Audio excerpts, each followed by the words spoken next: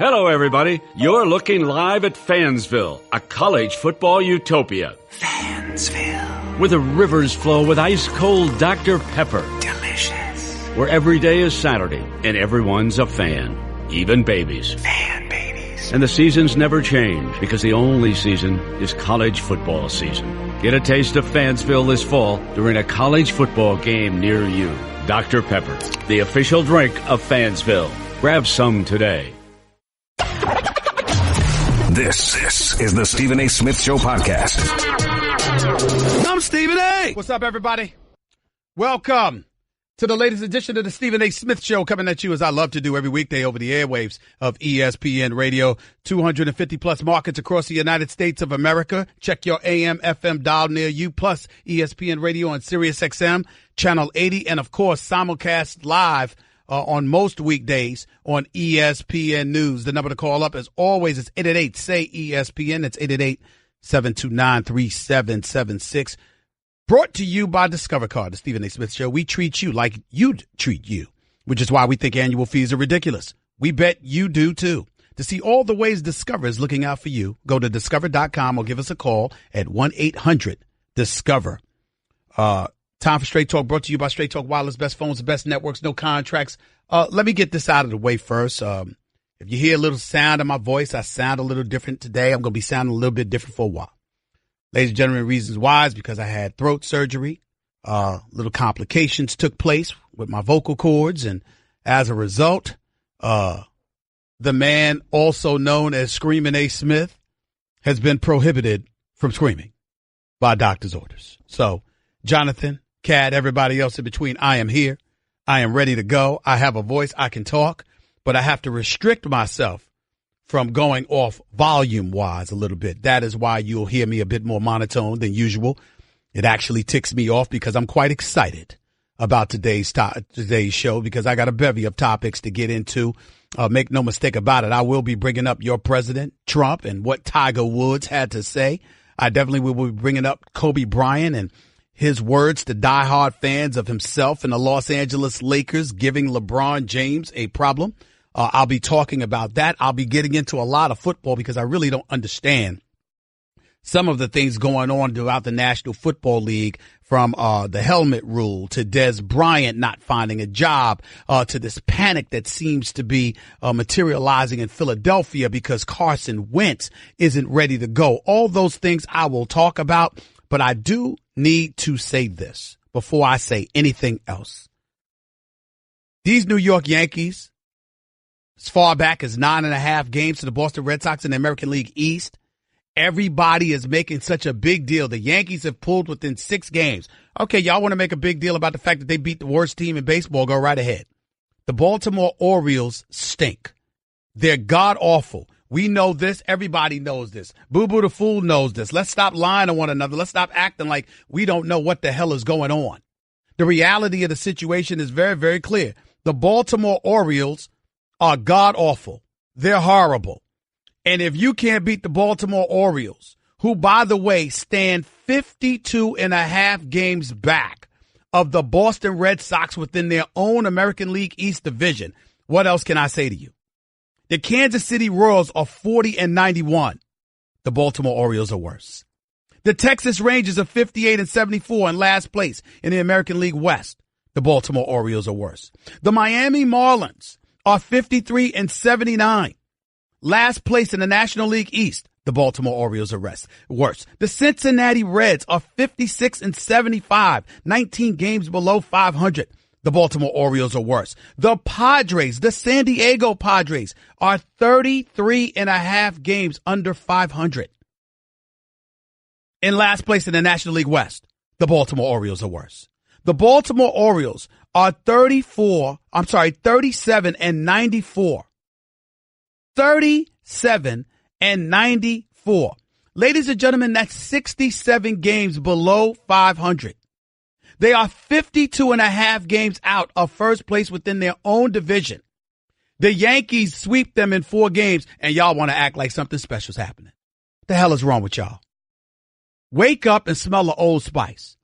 The Yankees are 6 games back. Boston has lost 3 straight. We understand that. But they still have Martinez, and they still have Betts. And Chris Sale and Porcello and those boys will be there. If you think for 1 second that this is some reason to get excited, all up in a tizzy, like the Yankees going to do something. Aaron Judge's wrist is still hurting. Gary Sanchez's groin is still hurting. Severino and Tanaka, I can appreciate what they've done. And CC Sabathia is that age-old lion. I get all of that, ladies and gentlemen.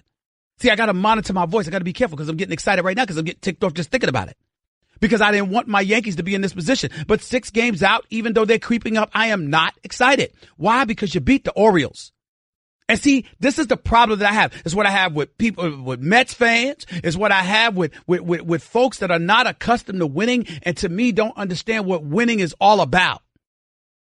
When you beat a scrub team, what have you accomplished?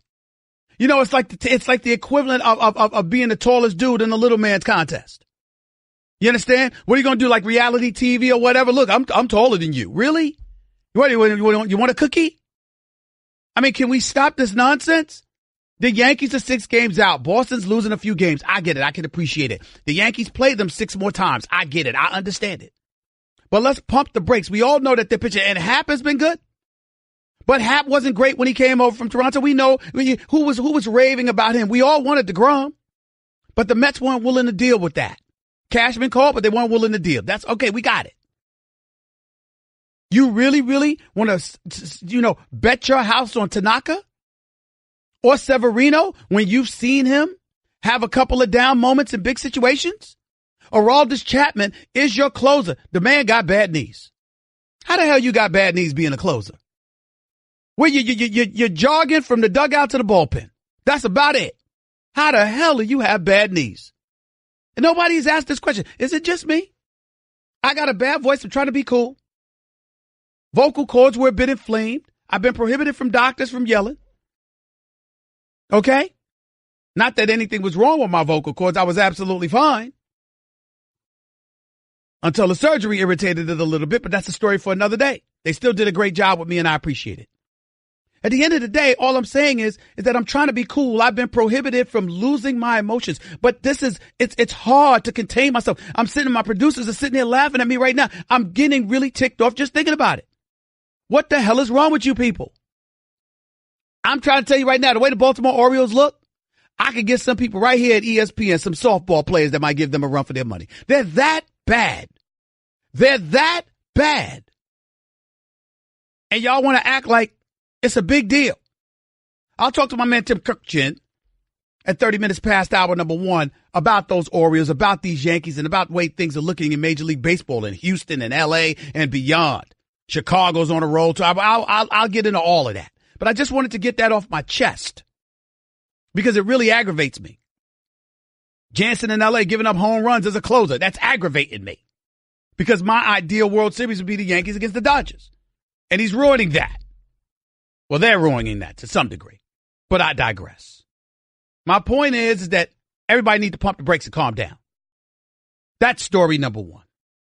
Story number 2 on my mind. The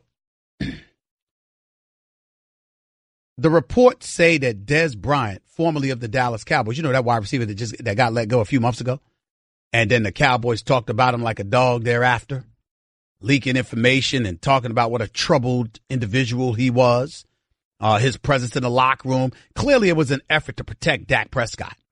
We can slice it any way we want to, but that's what this comes down to. Now that Dez Bryant is out of a job, considering the fact that Marquise Lee had that nasty injury off of that hit to his knee, Marquise Lee for the Jacksonville Jaguars wide receiver, he's gone for the year, out with an ACL tear. Feel real bad for him because I like him a lot. Everybody's looking at that and they're talking about, all right, Jacksonville, you could go after Dez Bryant. Let me be very clear. Dez Bryant would be a damn fool to go to the Jacksonville Jaguars. He'd be a damn fool to go to the Jacksonville Jaguars for one reason and one reason only. Blake Bortles. Dallas is saying Dez Bryant lost a step. Dallas is saying that we could do better without him. The Dallas Cowboys could have had the chance to keep Dez Bryant on board for less money and didn't even take that chance. Dez Bryant no longer gained separation the way he once did. Dez Bryant is no longer open even if he's not open. He's not the player that he used to be, but he was still the best they had. He's still pretty damn good. He's still a big physical receiver, but somebody with a lot to prove. So if you're Dez Bryant and you have a lot to prove, but you're a wide receiver, that means proving it is going to rely pretty much upon the quarterback throwing you the damn football. So you got to make sure you're with that guy. That's why when I heard the reports that Dez Bryant turned down a $5 million offer from the Cleveland Browns, I didn't sniff at it too much.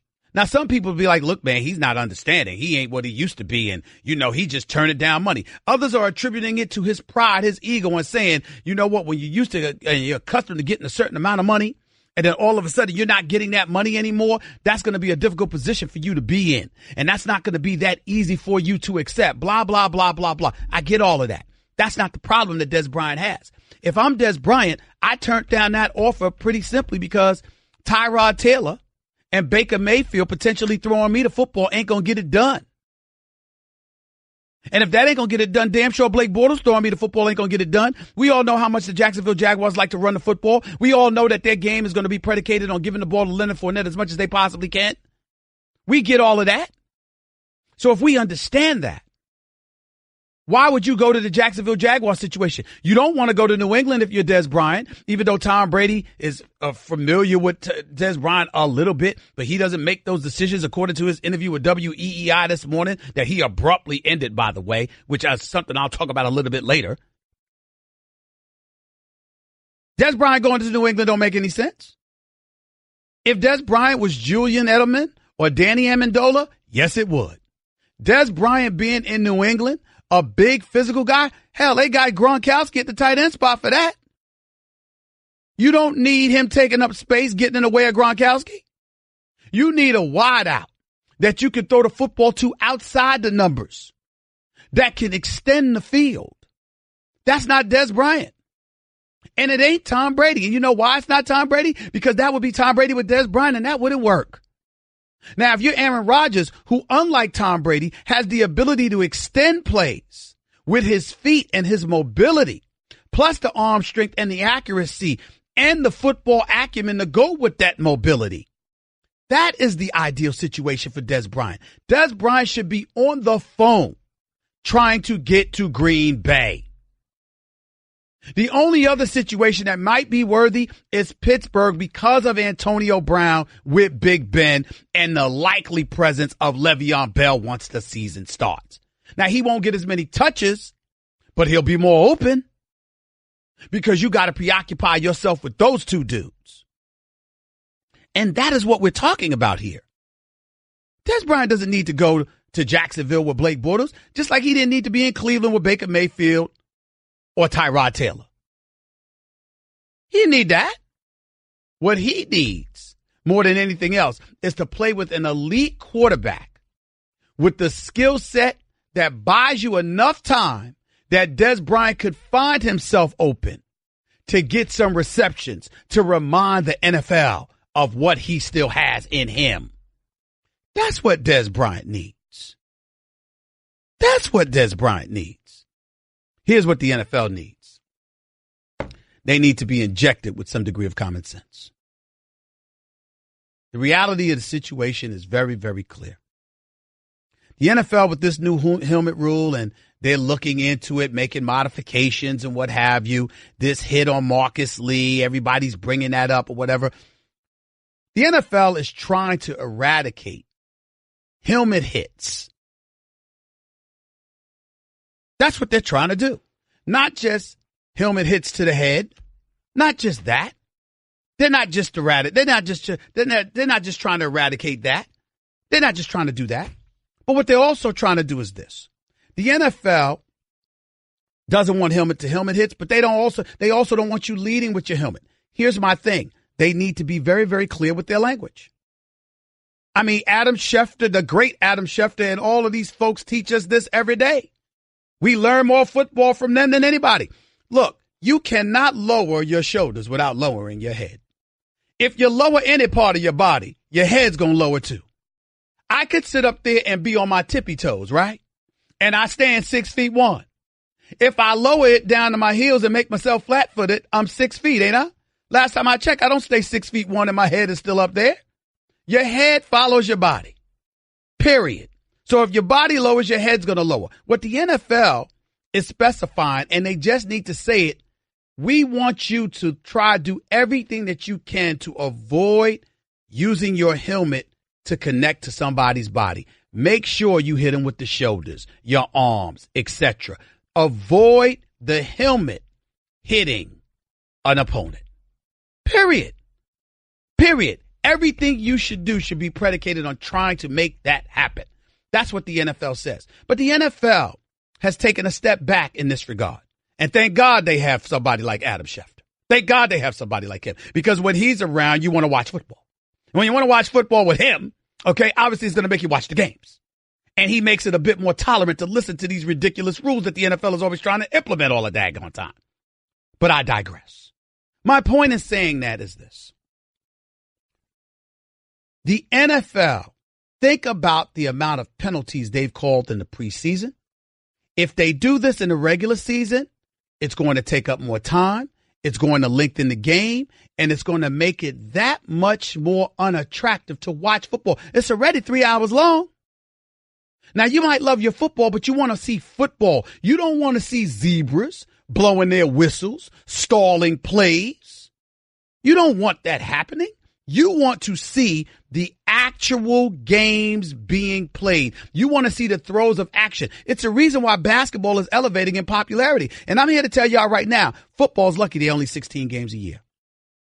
Because of those 16 games, you're successful in making sure that your sport is seen as an event because it's weekly. It's not 82 games like basketball. It's not 162 games like it's baseball.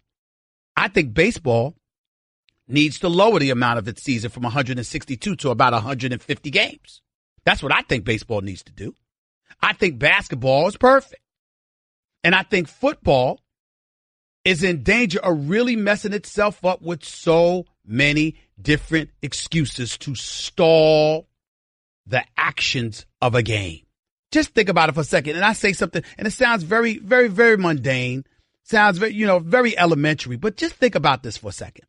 You're watching guys run up and down the court, ladies and gentlemen, in a sport of basketball. In football, take out the no huddle for a second.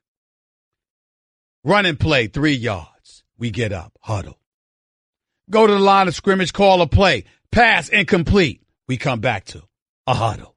We go to the line of scrimmage. We throw a pass completion, 10 yards, first down, blah, blah, blah. Huddle. There are so many different things that stop the action in a game that, to me, the NFL, the more rules it implements, albeit for obvious reasons with their concerns about health issues, and they're not blameless in that. Players have something to do with that, too. Just look at the lawsuits from some of these retired players and think about the $500 million plus that the NFL has doled out due to the concussion issue, and you can understand their concern. So it's not like they're complete culprits in all of this. But in the end, you've got to do something to make sure you protect the fluidity of the game, because that's one of the elements that makes it so attractive. 888-SAY-ESPN. It's 888-729-3776. One other item that I wanted to get to before the break. Tiger Woods was addressed by the media over the weekend. Because, as you know, he's friends with the president and, has played golf with the president. He's going out to dinner with the president even before he was the president and all of this other stuff. And in the times that we're living in, anybody that's had that kind of relationship or is believed to still have that kind of relationship with the president, you're going to get asked those questions, particularly in the world of sports, because when we've heard from the president about sports, it's usually a complaint about the NFL anthem issue. Well, this has nothing to do with that. This is about the relationship one of the greatest golfers the world has ever seen has had over the years with the president. Tiger Woods was asked about his relationship with the president. Here's what he had to say. Well, I've known Donald for a number of years. We've played the golf together, had dinner together, and so that's I've known him, pre-presidency, and obviously during his presidency. That's what he said about their relationship.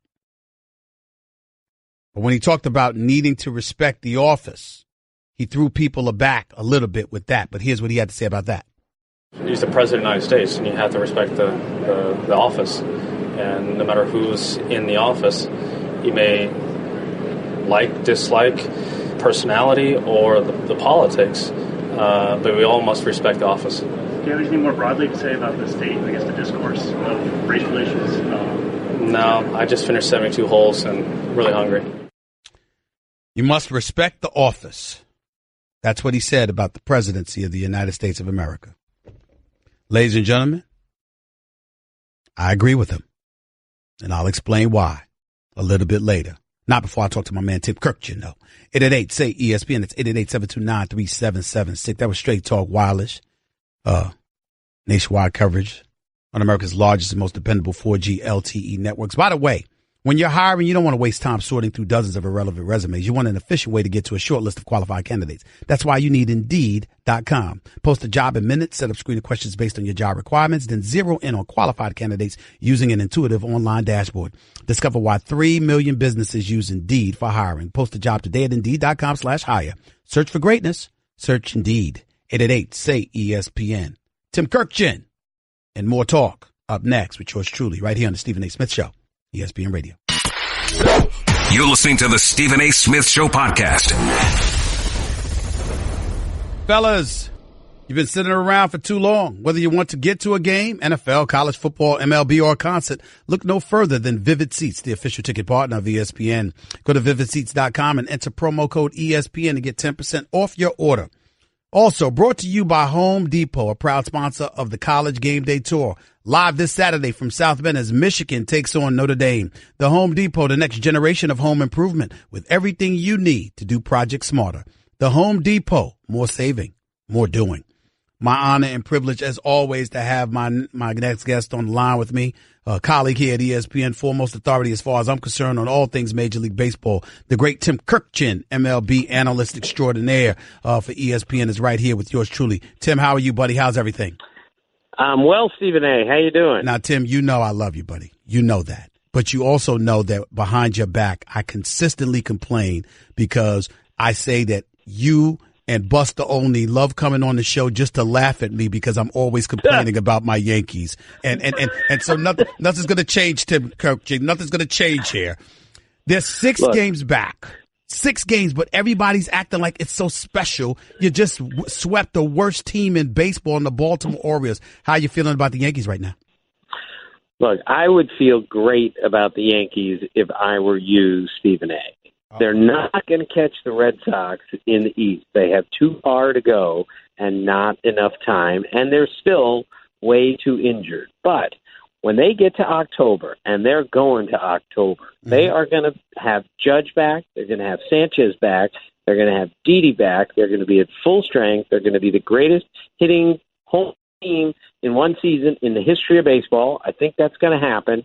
And they're pitching better than I think most people think it is. I think they are going to be a headache for everyone in October if, of course, they can get through the wild card game. If they can get through that, they are going to be a very dangerous team. This is my problem with Tim Kurkjian, the great Tim Kurkjian. Because, Tim, here's what I'm thinking. I'm listening to you wax eloquently about all things great about the New York Yankees, and all that was on my mind before you said it was that damn wild card game. One game could ruin everything. After a 162-game season, one game in their night could be over. And there you go. You brought it up. What have you done to try and get rid of this wild card scenario? Are you one of the people that actually like it?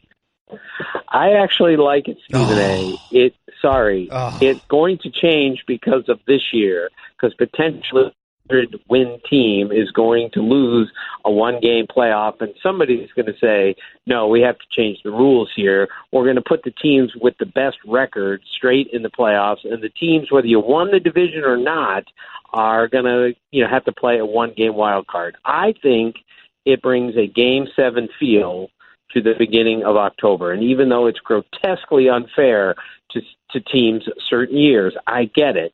If we decided we're going to play best out of 3 to see who the wild card is, now you win the division, and you might have to wait 8 days before you play a playoff game because you're waiting for the wild card games to be over. That doesn't serve any purpose. This is a daily game, and to play it well, you have to play it every day. This is not basketball.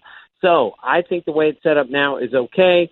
But I repeat, they're going to look at this. If a really good team gets bounced after one game, they're going to say, are we doing this the right way? Are you happy with what you're seeing from the New York Yankees as you project into the future, the addition of Happ, along with the way Severino and Sabathia and Tanaka have been pitching? Because I'm of the mindset that, you know what, with Houston in the division, with the Red Sox looking as formidable as they have looked, the Yankees needed to get DeGrom. And I know it wasn't their fault. The Mets didn't want to do it. But in the end, I'm still feeling it takes that caliber of a guy into the Yankees rotation for us to have legitimate reason to elevate our confidence in the Yankees postseason prospects. To that, you say what? Well, I would agree with you that DeGrom is exactly what they needed, and the Mets were not going to deal him unless they got Gleyber Torres and Miguel Andujar in that deal, and that wasn't going to happen. You asked me how I feel about the Yankees. The second baseman's a terrific young player. The third baseman's a terrific young player. And that doesn't even mention Stanton and Judge and Sanchez and the rest. Happ has been absolutely great in 5 starts. I saw him pitch Saturday in Baltimore. Sonny Gray pitched really well in Baltimore on Saturday night. I'm not saying he's the answer. I'm saying they can pitch well enough with this team to go to the World Series and win the World Series. I wouldn't make them the favorites, but when they get healthy, Stephen, to repeat, they are going to be really, really good. Tim Kurkjian, who are your favorites? Well, I think the Red Sox are still the favorites, but they've lost 6 out of 8. Chris Sale's on the disabled list. They have a couple of spots that need to be shored up, but they're my favorite in the American League. The Cubs are my favorite in the National League, although the National League is so up in the air, we have no idea where that's going to end up. So I think we just need to wait on both leagues, but the American League playoffs, Stephen A., with Houston, the Yankees at full strength, the Red Sox, Cleveland, and probably the Oakland A's, who've been the hottest team in the league, the American League for the last few months, that's going to be one of the great American League playoffs ever. So the Yankees could be really good in the playoffs and still not get to the World Series because of how many really good teams are in the American League right now. We're talking to the great Tim Kurkjian right here with Stephen A. on ESPN Radio and, of course, simulcast on ESPN News. Oakland, I don't know what the hell has been going on with them. They've been phenomenal as of late, but it seems like once they caught up and tied the Houston Astros in the American League West, all of a sudden it woke Houston up. They now won 5 straight. They're in first place by a game and a half, 30 games over 500. Because of their pitching alone, to me, I don't put anybody over Houston, not even Boston. Now that you say what? To that, I can't disagree with you. You asked me to pick a favorite. I picked the Red Sox. The Astros starting pitching is better than anybody starting pitching when it's right. And the other thing now is they've got Jose Altuve back. They are 5-0 since he came off the disabled list. That is not a coincidence. They can really swing it when they're right. And with Altuve and Correa back, they're really good offensively. But their starting pitching is better than New York's or Boston, even Cleveland's. And if they're really humming by October 1st, I'm going to have to change and say they're the team to beat. I'm just not positive about the back end of their bullpen. That's the only thing that I'm still not sure about with the Astros. Let's go to back to the National League for a second here. You were high on the Chicago Cubs for obvious reasons. They're in first place in their division. But the Cardinals, St. Louis Cardinals, have only lost 5 games in the month of August. They had an interim manager. He's replaced Matheny. Talk to me about their success and how much do you attribute to the shakeup at the managerial spot that they've had? Well, the Cardinal story is amazing. A month and a half ago, I thought they had no chance to make the playoffs, and now they have a really good chance to make the playoffs. The managerial switch had something to do with it. Those guys are playing a little freer, a little easier, and that helps in so many ways. The bullpen has been rebuilt. That's been a huge thing. The defense is so much better. Harrison Bader, their center fielder, adds defense and a tremendous amount of hustle and speed to that team, which has been invaluable. And Matt Carpenter, their second baseman, first baseman, second baseman, he plays everywhere. He had 4 doubles last night. He could be the MVP of the league as of the moment. That's how good he's been. Yeah, right. He might lead the league in homers as a leadoff hitter. He's tremendous, and that's why baseball is so good. Stephen A. Halfway through the season, people wrote this team off, and now it looks like they're going to make it to the playoffs. Tim, I got to admit, I remember once upon a time I was fantasizing. I didn't have anybody in the same sentence as Mike Trout because I know he's the man. He's just an absolute stud. But Bryce Harper obviously was somebody that was considered special. Once upon a time, we heard mumblings about how he could be a $400 million player, et cetera, et cetera. Nobody's saying that about him right now. At least prior to the All-Star break, he struggled miserably. How would you categorize his season thus far and the direction overall you believe his career is going in?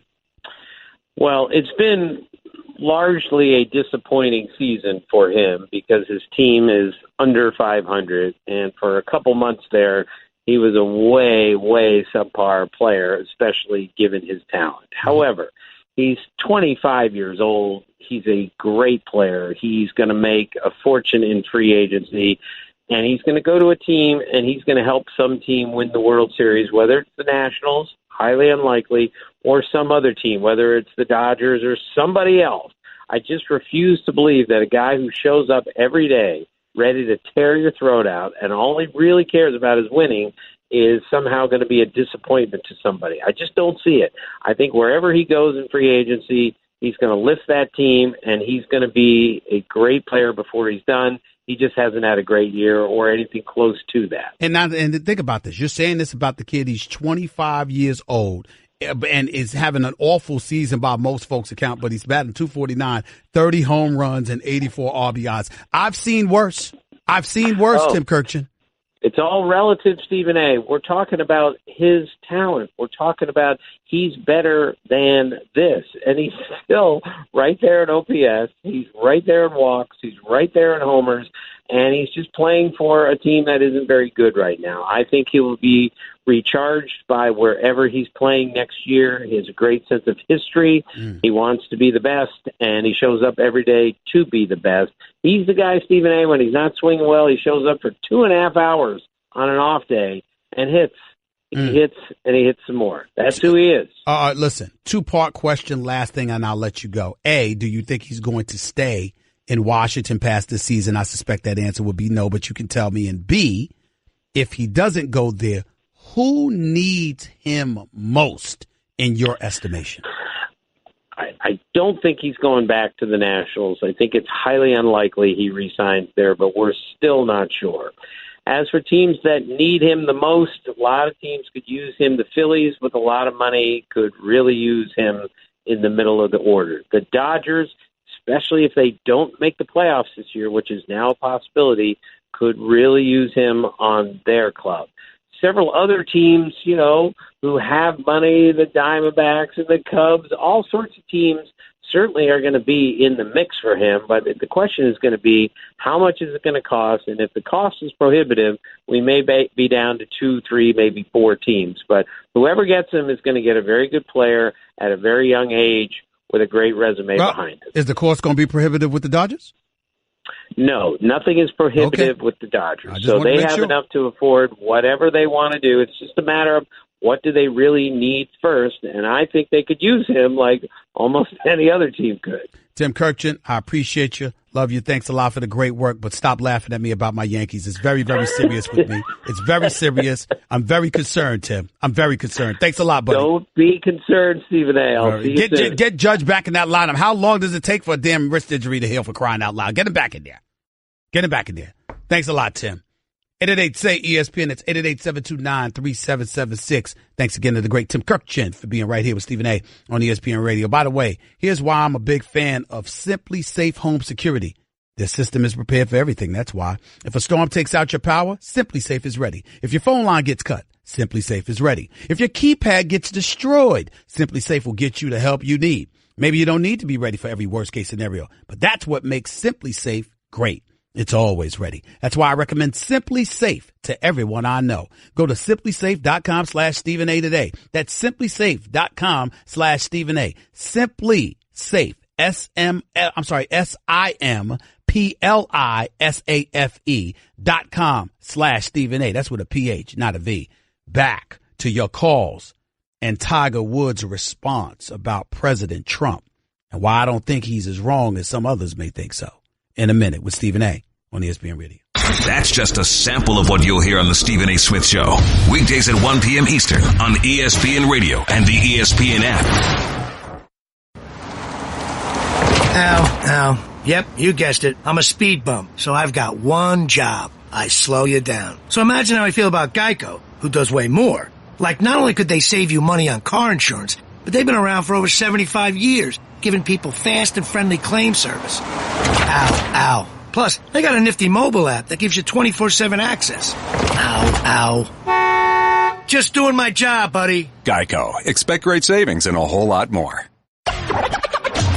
This is the Stephen A. Smith Show podcast. I'm Stephen A. Welcome back to hour number 2 of the Stephen A. Smith Show, here with you on ESPN Radio, 250-plus markets across the United States of America, plus ESPN Radio on Sirius XM Channel 80, and, of course, ESPN Radio, the Stephen A. Smith Show, simulcast live on ESPN News Television. The number to call up, as always, is 888-SAY-ESPN. That's 888-729-3776. You can catch me on Twitter at Stephen A. Smith, on Instagram at Stephen A. Smith, on Facebook /Stephen A. Smith as well. So feel free to do that. By the way, when a player doesn't like a contract, they hold out, right? Well, with Straight Talk Wireless, you never have to, because there is no contract. And they use the same exact 4G LTE towers as the big carriers, but for a lot less. Straight Talk Wireless, only at Walmart. Refer to terms and conditions of service at straighttalk.com. Also, need game tickets? Find your seats at Vivid Seats, the official ticket partner of ESPN. Enter promo code ESPN at checkout and receive 10% off your order today. Vivid Seats. Ladies and gentlemen, if I sound a little bit differently, there is a reason. The reason would be that had a little throat procedure, had my vocal cords compromised a little bit. I've been instructed not to raise my voice to optimum levels. So for those of you who love hearing screaming A, you're going to have to settle for Stephen A. I think it's more than good enough. But nevertheless, you just need to know my voice is a little bit compromised. But I'm here. I didn't think I was going to be here, believe it or not. But I'm here and ecstatic about it. So it is what it is. But I am pretty ticked off about a couple of things. The Sixers, the Philadelphia 76ers. I'll get into that in just a little bit. A story developing there that I wanted to express myself on. I definitely wanted to do that. And I'll get back into Trump in a minute with Tiger Woods. But let me say this. Odell Beckham Jr. is a superstar. He is box office. I understand that. I truly, truly do. Odell Beckham Jr. does not deserve to be the highest paid wide receiver in football. Top 3, yes. Hell, we could debate top 2. I don't think Odell Beckham Jr. deserves to get paid more than Antonio Brown. I don't think Odell Beckham Jr. deserves to get paid more than Julio Jones.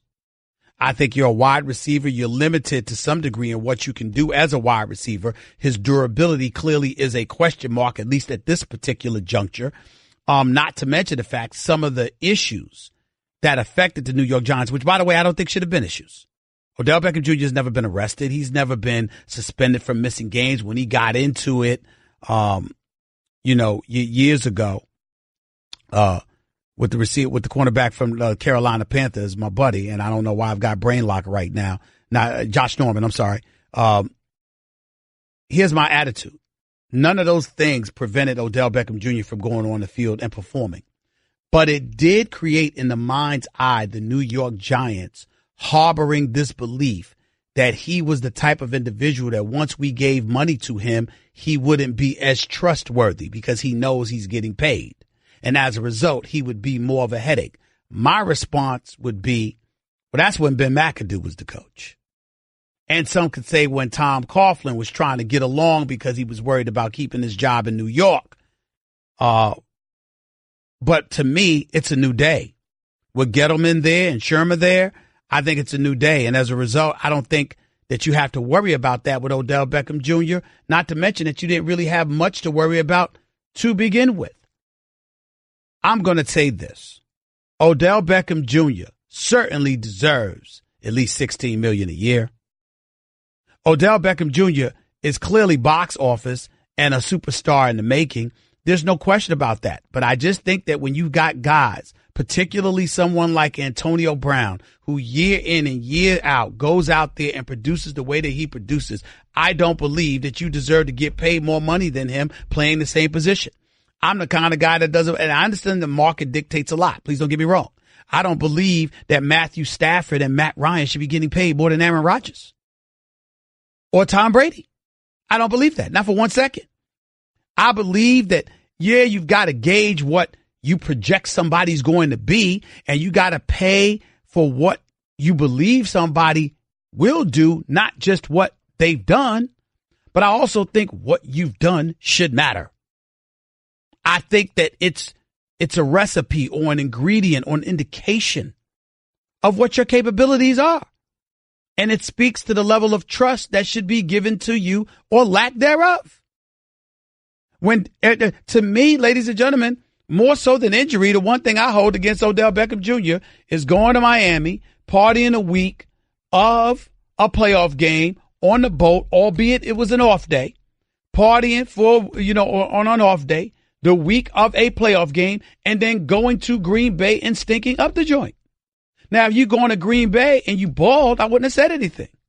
But to go to Green Bay and not ball after clearly not being completely 100% focused on the task at hand, which is a playoff game against the Green Bay Packers, that is the only playoff performance in Odell Beckham Jr.'s career.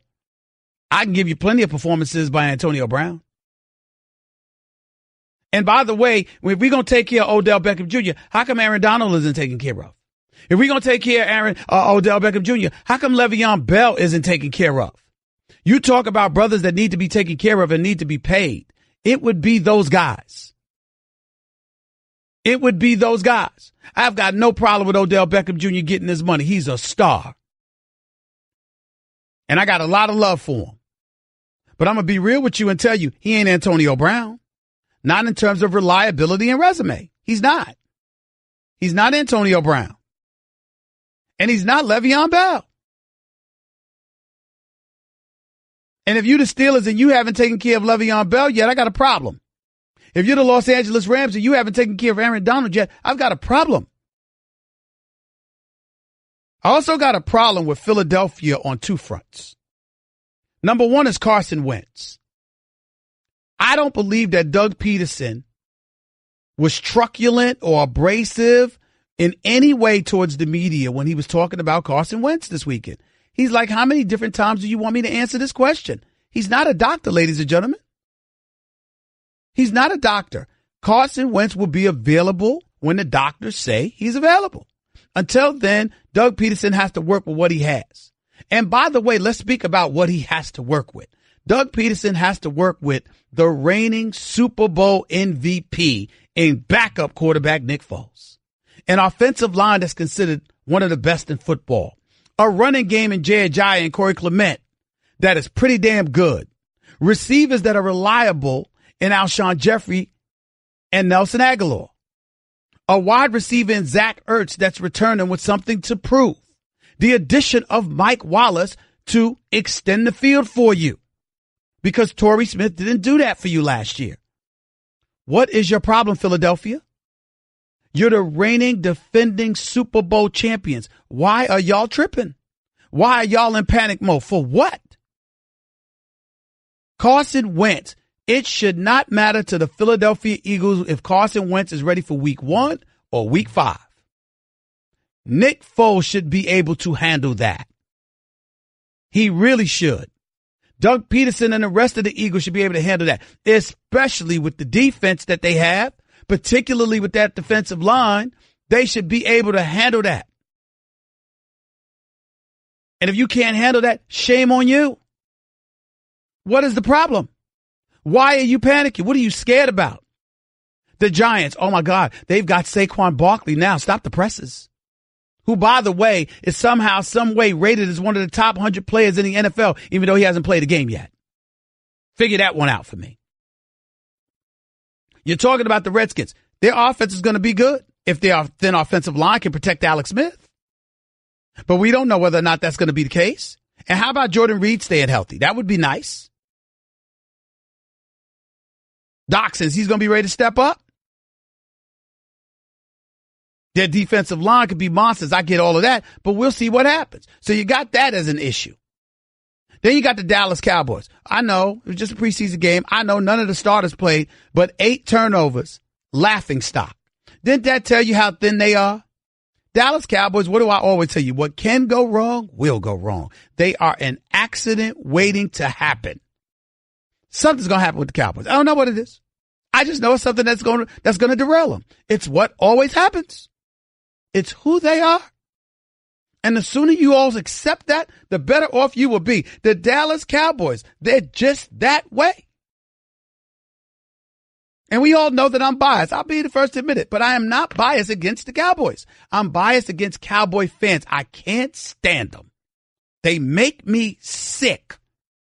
They really, really, really do. The Dallas Cowboys, a nuclear bomb could drop and one of these damn Dallas Cowboy fans would survive. I'm trying to tell you. 1-15 season, 3-13 season, 5-11 season, 7-9 season, 8-8 season. It doesn't matter. They don't make the playoffs after sticking out their chest all year long, talking about what they're going to do, only to fall flat on their face for about a quarter century now and counting. And somehow, some way, ladies and gentlemen, the season, game 16, week 17, can be over at 7 o'clock. By 7:15, the Dallas Cowboy fan will look you in the face. You know we're going to win the Super Bowl next year, right? They are the most sickening, nauseating, disgusting fan base that I have ever encountered. They never, ever smell themselves. Dallas Cowboy fans are the equivalent of folks who refuse to take a bath, but put on perfume and think they smell right. This is who they are. That's who a Cowboy fan is. It's not Jerry Jones. It's not Ezekiel Elliott. It's not Dak Prescott. It's not the players. It's not the uniform. It's not, damn sure ain't the cheerleaders. It's them damn Cowboy fans. It's who they are. And so yet again, we have seen that something will go wrong with them. It's just the way that it is. It's just the way that it is. Other story in Philadelphia, however, before I get to Tiger and Trump again. See, this is the stuff right there. And I'm looking at my producer, John, because he always says calm. I say, see, this is the kind of stuff that gets on my nerves about the Philadelphia 76ers. Now, I know they ain't that relevant. They ain't win the East. Boston smacked them around in 5 games. We get all of that. But let me tell y'all why this story is relevant to me right now. The Philadelphia 76ers, do y'all know they still don't have a general manager after letting go of Brian Colangelo because of that whole secret Twitter account that his wife evidently was messing with, used to get after people and stuff? Brian Colangelo still has not been replaced. But 76ers managing partner Josh Harrod told ESPN that the franchise's general manager search is identifying new targets to meet an interview, but he didn't rule out leaving the interim structure in place for the coming season. Quote, it does leave open that possibility. We prefer to find an elite talent who can lead us, but we aren't going to compromise. So as a result, because he doesn't want to compromise, ladies and gentlemen, Brett Brown, who, by the way, I support contract extension at all, who I think is a good coach, but I will never apologize for saying that man blew 3 games in the playoffs against Boston. I've never seen a coach do that. I don't give a damn what anybody says. He blew 3 games. They weren't ready to play in game 1. He gave up that huge lead without a substitution or a timeout or anything called in game 2. And he had J.J. Redick on an inbound trying to be a point guard in game 3. You blew 3 games. I don't care what anybody says. But he's still a good man and a good coach, and I wish him luck. But he blew 3 games. But he is your interim GM. He is your interim GM. All right. And then look who we're looking at, ladies and gentlemen. The franchise's interim GM surrounded with front office executives Ned Cohen, Mark Eversley, and Elton Brand. The Sixers are promoting those 3 executives today into expanded roles and new titles, league sources said. So in other words, Cohen is the assistant GM, Eversley, who's the senior VP of player personnel, and the primary day-to-day operators of the front office, with Brand, who's VP of basketball operations. So in other words, you don't have a GM. You just got an amalgamation of voices. But there's no one definitive basketball voice upon which to lie. See, this is the damn problem. Now, you just got your behind spanked in the postseason by Boston. Hey, John, who's the general manager? Who's the president of basketball operations for the Boston Celtics? Who would that guy be? I think it's somebody by the name of Danny Ainge, who is widely recognized as arguably the best in the business. While you've got this coach who just got outcoached as your interim GM as well. The person who outcoached him is definitively just the coach. Who would that guy be? Arguably the best young coach in the world in basketball, who happened to be Brad Stevens. But you playing around with all of these bodies, acting like this is some damn trip to the restaurant with a bunch of chefs. I mean, what the hell is wrong with y'all? This makes absolutely no sense on the part of the Philadelphia 76ers. It's ass backwards. And they need to change it, period. It's just backwards. I take out the A word. I apologize. These are Walt Disney airwaves. I mean, it's just ridiculous. Have a GM. And oh, by the way, this is the most insulting part. You know, we prefer to find an elite talent who can lead us, but we aren't going to compromise. Mr. Josh Harris, I got two suggestions for you. How about David Griffin, the former general manager who helped deliver the Cleveland Cavaliers a championship? It wasn't just LeBron. It was the guy who got him some of those players he said he wanted. How about Joe Dumars? You know, that former executive for the Detroit Pistons who guided the Pistons to 6 straight conference finals appearances, back-to-back NBA finals appearances, and delivered an NBA championship, was an executive of the year award winner who is one of the elite executives that this game has ever seen, who has been unemployed for the last few years. I just gave you two right there without even thinking about it. Joe Dumars, David Griffin. How about those two names? I'm sure if you purview the landscape, you can find assistant GMs that would do an outstanding job for you. This is just embarrassing. What the hell is this? And then you got Joel Embiid out there talking about, you know, he's looking forward to having an MVP season. I love Joel Embiid. He's a star. Need him to play better with his back to the basket before he start talking about an MVP. Love Ben Simmons, superstar in the making. LeBron James part deux if he gets a jump shot. Until he gets a jump shot, he's a liability. And oh, by the way, the people that you acquire who can shoot, if they can't put the ball on the floor, folks are just going to do what the Boston Celtics did, chase them off the 3-point line and make them put the ball on the floor and create a shot for themselves. And they can't do it. And Ben Simmons can't do but so much for you because he can't shoot. So I don't know what y'all are talking about. You need a GM.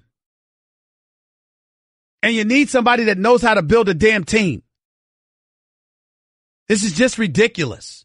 Enough's enough. Unless you want to be second fiddle Philadelphia 76ers. 888-SAY-ESPN. That's 888-729-3776. Now let me get back to Trump and Tiger Woods. First of all, understand that in the eyes of the black community, we don't usually appreciate much about what Tiger Woods has to say. We understand that although his father was an African-American who also was of native descent and what have you, and his mother was Thai, I believe, that is the impetus behind Tiger Woods classifying himself as Cannibalian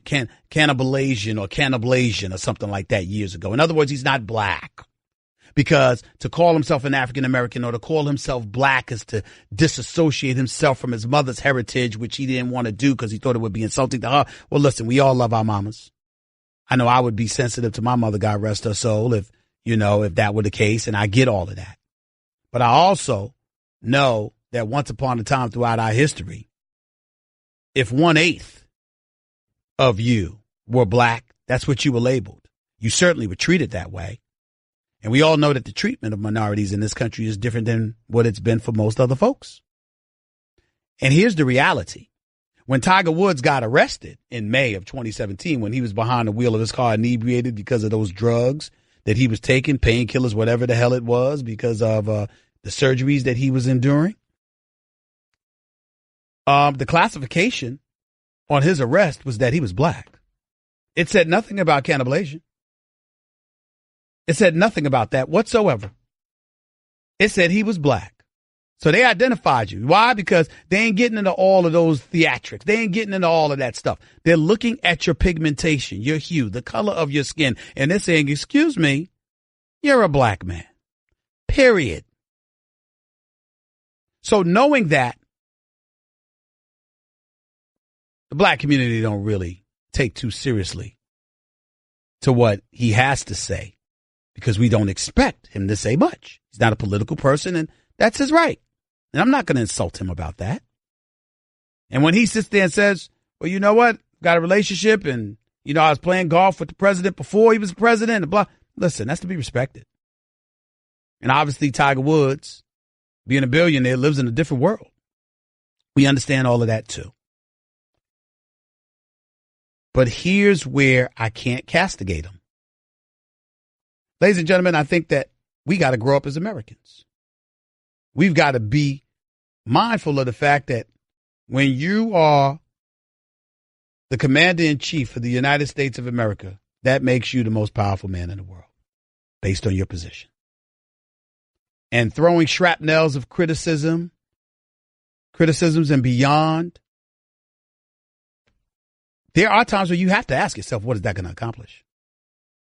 If you are Tiger Woods and you are a global iconic figure that's traveling to different nations, I do think it's incumbent upon you to speak eloquently about such situations and circumstances if you're going to speak at all. I do think it's important to be careful and to be safe. I do think it's important for you to have the perspective that I'm an American and I might feel a certain way about somebody, but do I need to broadcast it all over the world, to the world, while I'm in another country? If you remember, that's one of the issues that folks had with the president when he was standing next to the Russian president.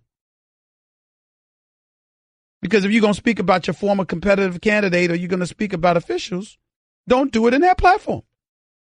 Same principle applies. Doesn't matter who's in the office sometimes. You can say what you say. You can feel what you feel. You can spew the facts until the cows come home. But in terms of the insults and beyond, do I think we have a heightened level of responsibility to be careful about how we speak from time to time? Yes, I do. And in that regard, I think Tiger Woods made a point, even if he wasn't trying to. That's the point I took from it. There's a lot of things I'd like to say. Certain things are just not appropriate. Certain things are not just right. And that's how you have to think about it. 888-SAY-ESPN. It's 888-729-3776. To your phone calls we go. And also some breaking news. As I told you before, we told you Odell Beckham Jr. was near a deal. Well, that deal is official. Odell Beckham Jr. has just agreed to a 5-year, $95 million deal. $65 million guaranteed, making him the highest paid wide receiver in the National Football League. He deserves the money. I just think Antonio Brown deserves a little bit more. 888-SAY-ESPN. It's 888-729-3776. You are listening live to the Stephen A. Smith Show, ESPN Radio, and ESPN News. Oh, by the way, gentlemen, in case you forgot, it's summer. Time to get outside, be active, take your girl out, go to a game or a concert, get tickets to something. Plus, football is right around the corner, and the time is now to jump on those tickets. For all your ticket needs, look no further than Vivid Seats, the official ticket partner of ESPN. Go to vividseats.com and enter promo code ESPN to get 10% off your first order. Get out. Go have an experience, fellas. Get to the game and use what I use. Vivid Seats. Stephen A. Smith Show, ESPN Radio. Back with more. You're listening to the Stephen A. Smith Show podcast. The flu could be just around the corner. Be prepared with a flu shot from CVS Pharmacy, including those at Target or Minute Clinic. Get your flu shot today. No appointment necessary. Visit CVS.com/flu for details. We've got you covered at CVS Pharmacy. Also, surprise a friend or loved one today with a bouquet from 1-800-Flowers.com. When you order a dozen multicolored roses for only $29.99, you'll get another dozen absolutely free. So go to 1-800-Flowers.com/ESPN. To the phones we go at 888-SAY-ESPN. That's 888-729-3776. Let's go to Patrick. You're live with Stephen A. Talk to me, Patrick. How are you? Hi, Stephen A. This is Patrick from Louisville. Can you hear me? Yes, I can. Go ahead, buddy. You're live on the air. I'm a West Point graduate and Army officer previously, so I totally understand what you mean about respecting the office of the presidency. However, I don't think that means that that gives Tiger Woods a pass as far as declaring what his relationship is with Donald Trump. I agree. Or whether or not he agrees with certain things that Donald Trump has said. Stop right there. Stop right there. You're going a bit too far. You know why? Because he said nothing about what he feels one way or another about anything that Donald Trump has said or done. What he basically said is, I was playing golf and eating dinner with the man before he was president, and I still do it now. That's basically what he said. Yeah, so I think that's what he was trying to head off, like, hey, be careful, not to disrespect the presidency. For one, I think if it was any other president we were talking about, yeah, that would make sense. But we got to remember that Donald Trump, his platform was built on disrespecting the previous president. So just keeping it real, like we try to keep it real. No. You make a valid point. He tried to delegitimize the president, his own citizenship within this country. There's no doubt about that. Exactly. And my kids are, I'm African American, and my wife is Asian. And my kids experience discrimination as any other black kid in this country. So as far as him trying to declare himself as something other than black, that's not how culturally we're accepted in this country. So he's living in some type of dreamland there, no matter whether he's a poor or a billionaire. I agree with you there, Patrick. I don't give him that pass. I agree with you there, Patrick. I appreciate the call, man. Thank you so much. Let's go to Tim. You're live with Stephen A. on ESPN Radio. What's up, Tim? Hello. Go ahead, Tim. You're live on the air, buddy. Oh, good. How you doing, Stephen A? First of all, let me commend you as far as the way that you attack subjects and issues with knowledge and common sense. And the most important part is common sense. Allow me to give a scenario to you as far as the NFL.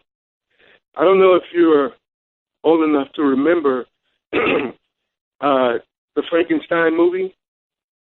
Yeah, man, I don't know if my listeners are old enough to remember, but I'm going to need you to get to your point a little bit quicker, sir. Go ahead.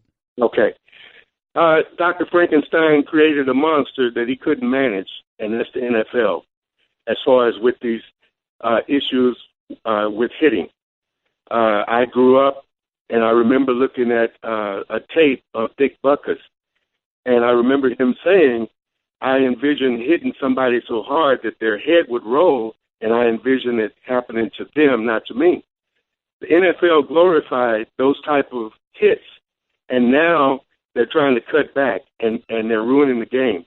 I understand protecting players, but there's only so much that you can do. Yeah, well, listen, there's but so much you can do. See, here's the responsibility that I think falls on the players. You have a lot of people that have been suing the NFL. And the NFL has been accused, and to some degree there may be some veracity to those reports, that there was more that they knew about concussions and CTE, for example, than they were willing to let on. And so because of that, there's a level of culpability and responsibility that they've had thrusted upon their shoulders, and clearly they feel compelled enough to address it because they've doled out in excess of $500 million in payments to retired players and lawsuits and the like. So with that being reality for them, there's no way to escape it. And since there's no way to escape it, you have to deal with it head on because what you want to do is that if you go to the court of law in the future, if you find yourself in that position or that predicament, you're saying we've exhausted every measure imaginable to address these issues. There's but so much we can do. That's what you want to say. That's the message and the imagery, optics wise, that you want to set off. And I think that's what the NFL is trying to do here. We'll see if they're successful or not. But I appreciate the call. Thank you so much. Let's go to Mark. You're live with Stephen A. Go ahead, Mark. Mark, are you there? Yes. Mark, go ahead. You're live on the air, buddy. You're live on the air. Go ahead. Hey, how you doing? I'm all right, man. Thank you for calling. Hey, my heart goes out to you and your family for your recent loss. Thank you. This comments with, Tiger Woods, and, I agree with you a lot. I bleed black and gold. And, it's when that man don't respect the office, it makes it real hard to respect him. Who are you talking about? And who's not respecting the office? Donald Trump. Oh, got you. Okay. I thought you was talking about Tiger Woods. You know what I'm saying? Yeah. Go ahead. I mean, with the loss of John McCain, not flying that flag at half staff. Well, let me use John McCain as an example. The Honorable John McCain, and God rest his soul. God bless his soul, and our hearts go out to his family and loved ones. I had the pleasure of meeting John McCain and talking to him over the years on several occasions. He was a great patriot and a great American, and I'm going to miss him dearly. Let me say this, though. John McCain clearly had his differences with the president.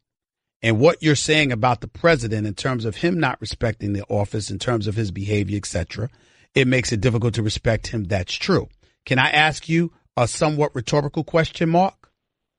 Sure. John McCain was never shy about speaking out against the president, to my knowledge. Am I correct? You're absolutely correct. Right. But did he not do so respectfully? Yes, he did. So what I'm saying to you is that no one said that, a matter of fact, one could challenge whether or not several senators or several elected officials respect our president because of how they believe he conducts himself. But it doesn't stop them from operating respectfully because of the office. So that is what I am saying has a point. I remember when George W. Bush won the presidency over Al Gore, when the polls basically indicated that Al Gore should have won. And you've got these hanging chads and all of these issues going on in Florida. I can tell you right now, there were an abundance of minorities, particularly, who felt that Al Gore got robbed. Don't get me started with how the overall liberal movement felt about it. They didn't think that there was legitimacy that should be attached to the presidency of George W. Bush. But once he was sworn in, even Al Gore said, we have to come together as a nation. The decision has been made. We're a nation of laws, and we have to make sure that while we protest, and we do so vigorously, and we exercise our rights as American citizens to highlight and even denigrate what is bad, we have to make sure to at least keep the office in mind and not act like it doesn't exist when in fact we know it does. We can't ignore that reality. Whether you like it or not, he's the commander in chief, and he has tremendous influence when it comes to potential wars, our economy, immigration, etc. So you could speak out against him. We could all speak out against it. We could abhor what we see and what we don't like, etc., etc. But it doesn't negate the fact that while doing so, we must be mindful of the office, because if we let go of decorum and we let go of how we're supposed to conduct ourselves in the throes of throwing vitriol in that direction, what makes us better than any other nation? Yeah, you're right. I just wish he would show us as a whole nation. So do I. In a better light. And I'm saying to you, I completely agree with you. But we've got no chance at pulling that off or ultimately getting someone else in office who will capitulate to our wishes if we decide to conduct ourselves the way we abhor him conducting himself. We have no shot at pulling that off. And that's what I'm saying. You are correct. You are right. I appreciate the call, Mark. I got to run. Thank you so much for the call. 888-SAY-ESPN. It's 888-729-3776. You're listening live to the Stephen A. Smith Show, ESPN Radio. Back with more of your phone calls in a minute. By the way, do you have frequent heartburn? Like the kind where you have antacids stashed everywhere in case it pops up? You know what I mean. You keep some in your bag or your desk or your car, your nightstand. You have those chalky tablets ready for whenever and wherever heartburn strikes. Well, listen up. There's an easier way to deal with your heartburn. Prilosec OTC, that's how. Just one pill a day will last a full 24 hours with zero heartburn. Kick your antacid habit. It's possible with Prilosec OTC. Use as directed for 14 days to treat frequent heartburn, not for immediate relief. Your calls and more to close out the show in a minute. Reminder, Odell Beckham Jr. of the New York Giants has agreed to a 5-year, $95 million extension, $65 million total guaranteed, makes him the highest paid wide receiver in NFL history. I still think that should belong to Antonio Brown. But I'm not saying Odell Beckham Jr. should have gotten less. I'm saying Antonio Brown should be making more. Your calls to close out the show in a minute with Stephen A. on ESPN Radio and ESPN News. That's just a sample of what you'll hear on the Stephen A. Smith Show. Weekdays at 1 p.m. Eastern on ESPN Radio and the ESPN app.